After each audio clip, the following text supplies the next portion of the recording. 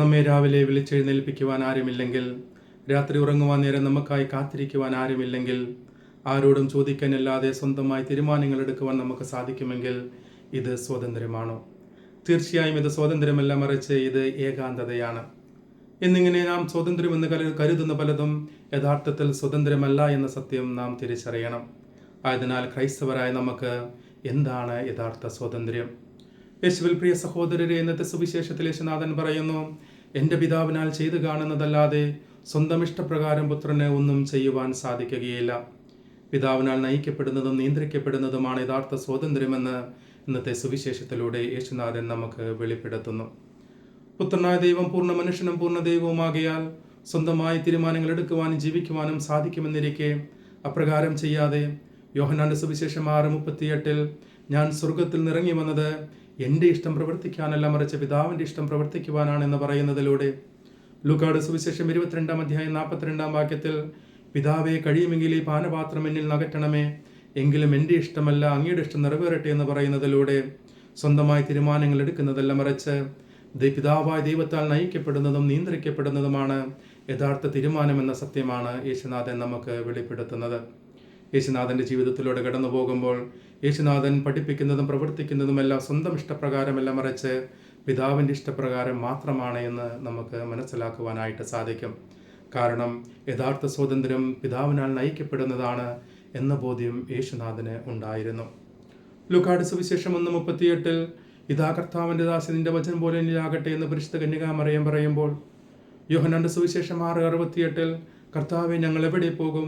നിത്യജീവന്റെ വചസ്സുകൾ നിന്റെ പക്കലാണല്ലോ എന്ന് പത്രോസ്ലീഹ പറയുമ്പോൾ, ഗലേഷ്യൻസ് 2:20 ഞാൻ ക്രിസ്തുവിനൂടെ ക്രൂശിക്കപ്പെട്ടിരിക്കുന്നു, ഇനിമേൽ ഞാനല്ല ക്രിസ്തുവാണ് എന്നിൽ ജീവിക്കുന്നതെന്ന് പൗലോസ്ലീഹ പറയുമ്പോൾ, ഇവർക്കെല്ലാം സ്വന്തമായി തീരുമാനങ്ങൾ എടുക്കുവാൻ കഴിവില്ലാത്തത് കൊണ്ടല്ല, മറിച്ച് ക്രിസ്തുവിനാൽ നയിക്കപ്പെടുന്നതും നിയന്ത്രിക്കപ്പെടുന്നതുമാണ് യഥാർത്ഥ സ്വാതന്ത്ര്യമെന്ന് ഇവരുടെ ജീവിതത്തിൽ മനസ്സിലാക്കിയത് കൊണ്ടാണ്. ആയതിനാൽ പ്രിയ സഹോദരരെ, ഇന്നത്തെ സുവിശേഷത്തിൻ്റെ വെളിച്ചത്തിൽ നാം നമ്മോട് തന്നെ ചോദിക്കേണ്ടത്, ആരാണ്, എന്താണ് യഥാർത്ഥ സ്വാതന്ത്ര്യം? ക്രിസ്തുവിനാൽ നയിക്കപ്പെടുന്നതാണോ യഥാർത്ഥ സ്വതന്ത്രമായി നാം പരിഗണിക്കുന്നത്? അല്ലെങ്കിൽ സ്വന്തം ഇഷ്ടപ്രകാരം തീരുമാനങ്ങൾ എടുക്കുന്നതാണോ യഥാർത്ഥ സ്വാതന്ത്ര്യമായി നാം കാണുന്നത്? പലപ്പോഴും ക്രിസ്തുവിനോട് കൂടി ആലോചിക്കാതെ പല പദ്ധതികൾക്കും നാം തുടക്കമിടുന്നതും, ക്രിസ്തുവിന് ഇഷ്ടമില്ലാത്ത പല വ്യക്തിബന്ധങ്ങളും സുഹൃത്ത് ബന്ധങ്ങളിലേക്ക് നാം കടന്നു ചെല്ലുന്നതുമെല്ലാം ക്രിസ്തുവാണ് യഥാർത്ഥ സ്വാതന്ത്ര്യം, ക്രിസ്തുവിനാൽ നയിക്കപ്പെടുന്നതാണ്, നിയന്ത്രിക്കപ്പെടുന്നതാണ് യഥാർത്ഥ സ്വാതന്ത്ര്യം എന്ന സത്യം നാം തിരിച്ചറിയാത്തത് കൊണ്ടാണ്. 2 കൊരിന്തോസ് 7:13 പൗലോസ്ലീഹ പറയുന്നു, കർത്താവ് ആത്മാവാണ്, കർത്താവിൻ്റെ ആത്മാവിനാൽ നയിക്കപ്പെടുന്നിടത്ത് സ്വാതന്ത്ര്യമുണ്ട്. ഈ ഒരു ബോധ്യത്തോടുകൂടി നമ്മുടെ ഇഷ്ടത്തിന് പ്രാധാന്യം കൊടുക്കാതെ ക്രിസ്തുവിന് പ്രാധാന്യം കൊടുക്കുമ്പോഴാണ്, ക്രിസ്തുവിനാൽ നയിക്കപ്പെടുവാൻ ആഗ്രഹിക്കുമ്പോഴാണ് യഥാർത്ഥ സ്വാതന്ത്ര്യം എന്ന സത്യം നാം തിരിച്ചറിയണം. സങ്കീർത്തനങ്ങളുടെ പുസ്തകം 37:23 കർത്താവാണ് മനുഷ്യൻ്റെ പാദങ്ങൾ നിയന്ത്രിക്കുന്നത്, അവിടുത്തെ ഹിതമനുസരിച്ച് ചരിക്കുന്നവർക്ക് അവിടുന്ന് സുസ്ഥിരത നൽകും.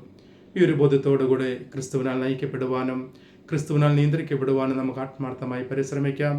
അതിനായി ദൈവത്തോട് നമുക്ക് ആഗ്രഹിക്കുകയും പ്രാർത്ഥിക്കുകയും ചെയ്യാം. ദൈവം നമ്മെ എല്ലാവരെയും സമൃദ്ധമായി അനുഗ്രഹിക്കട്ടെ. നാം എല്ലാ ദിവസവും ചെയ്യുന്നത് പോലെ ഒരു അധ്യായം വചനം വായിച്ചുകൊണ്ട് ഈ ശുശ്രൂഷയിൽ പങ്കെടുക്കുക. രണ്ടാമതായി ജീവിത വിശുദ്ധി കാത്തു പരിപാലിക്കുക. 2 തെസ്സലോനിയൻസ് 4:7 പൗലോസ്ലീഹ പറയുന്നത്, അശുദ്ധിയിലേക്കല്ല വിശുദ്ധിയിലേക്കാണ് നിങ്ങൾ വിളിക്കപ്പെട്ടിരിക്കുന്നത് എന്നാണ്. ഈ ഒരു ബോധ്യത്തോടുകൂടി ഇന്നേ ദിവസം ജീവിത വിശുദ്ധിക്കെതിരായി ഒരു തെറ്റും എൻ്റെ ഭാഗത്തുനിന്ന് സംഭവിക്കുകയില്ല എന്നൊരു തീരുമാനമെടുത്തുകൊണ്ട് മുന്നോട്ട് പോകുവാനായി നമുക്ക് പരിശ്രമിക്കാം. ഈ ദൈവവചന ശുശ്രൂഷ മറ്റുള്ളവരിലേക്കും പങ്കുവെക്കുവാനായി നിങ്ങൾ ആത്മാർത്ഥമായി പരിശ്രമിക്കുക. ഈ ചാനൽ സബ്സ്ക്രൈബ് ചെയ്യുകയാണെങ്കിൽ മുടക്കമില്ലാതെ ഈ ദൈവവചന ശുശ്രൂഷയിൽ പങ്കാളികളാകുവാൻ നിങ്ങൾക്കും സാധിക്കുമെന്ന് ഞാൻ നിങ്ങളെ ഓർമ്മിപ്പിക്കുന്നു. ഇന്നത്തെ സുവിശേഷത്തിൻ്റെ വെളിച്ചത്തിൽ ജീവിക്കുവാനുള്ള കൃപയ്ക്കായി പരിശുദ്ധ കന്യാമറിയത്തോട് ചേർന്നുകൊണ്ട് ഒരു രഹസ്യം ജപമാല ചൊല്ലി നമുക്ക് പ്രാർത്ഥിക്കാം. നമ്മുടെ എല്ലാ ആവശ്യങ്ങളും ആഗ്രഹങ്ങളും ഇന്നത്തെ എല്ലാ ഉദ്യമങ്ങളും കർത്താവിന് സമർപ്പിച്ചുകൊണ്ട് കർത്താവിൻ്റെ ആശീർവാദത്തിനായി നമുക്ക് നമ്മെ തന്നെ ഒരുക്കാം. കർത്താവ് അനുഗ്രഹിക്കുകയും പരിപാലിക്കുകയും ചെയ്യട്ടെ. കർത്താവ് കരുണയായിരിക്കും പ്രസാദിക്കുകയും ചെയ്യട്ടെ. കർത്താവ് കരുണാപൂർവ്വം കടാക്ഷിച്ച് നിങ്ങൾക്ക് സമാധാനം നൽകട്ടെ, ഇപ്പോഴും എപ്പോഴും എന്നേക്കും. ആമേൻ. ദൈവം നമ്മെ എല്ലാവരെയും സമൃദ്ധമായി അനുഗ്രഹിക്കട്ടെ.